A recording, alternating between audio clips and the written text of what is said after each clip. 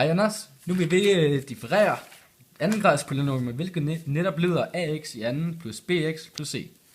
Og det vil vi gøre via tretrinsreglen. Og første trin er at finde delta y, hvilket er vores y i tilvækst.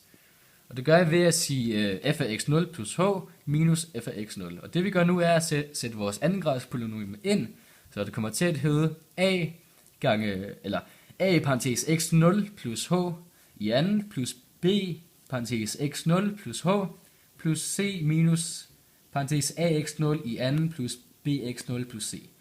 Og det vi vil gøre nu for at hjælpe os selv er at bruge kvadratsætning 1. Så det vil sige at det første led, vi har 3 nemlig, det første led kommer til at hedde a parentes x0 i anden plus h i anden plus 2 gange x0 gange h parentes. Og i de andre to led, der skal vi egentlig bare gange ind i parentesen, så det kommer til at hedde, at det kommer til at hedde b gange x0 plus b gange h. Og i det sidste led, der er det et minusparentes, og det vil sige, at vi skal bare ændre fortegnene inde i parentesen. Så det kommer til at hedde c minus ax0 i anden minus bx0 minus c. Og det vi så skal gøre nu, det er bare yderligere at fjerne vores parenteser. Og reducere det. Og det gør vi så bare ved at...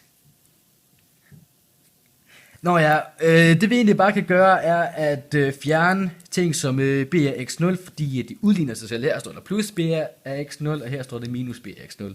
Og vi kan også bare fjerne c, fordi her står der plus c, og her står det minus c. Og vi skal huske, det er konstanter. Så den er lige med 0. Og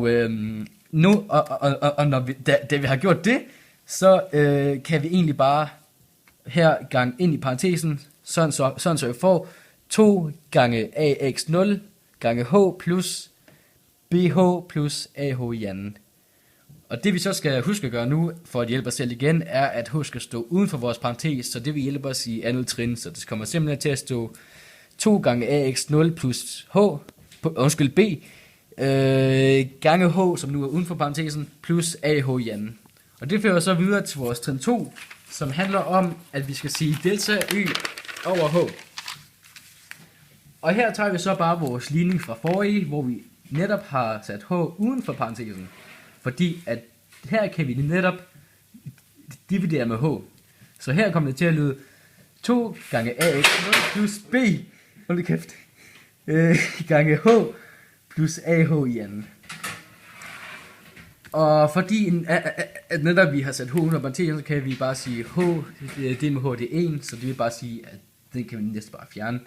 Og så det vil sige, at vi får 2ax0 plus b plus ah. Ah skal også. Ah i anden.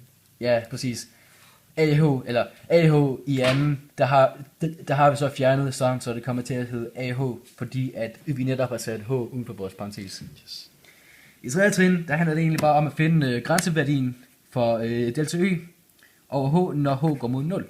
Og det vi så først gør, er bare at sætte vores forrige ligning ind i delta y's plads, så det kommer til at hedde grænseværdien af ah plus 2 gange ax0 plus b.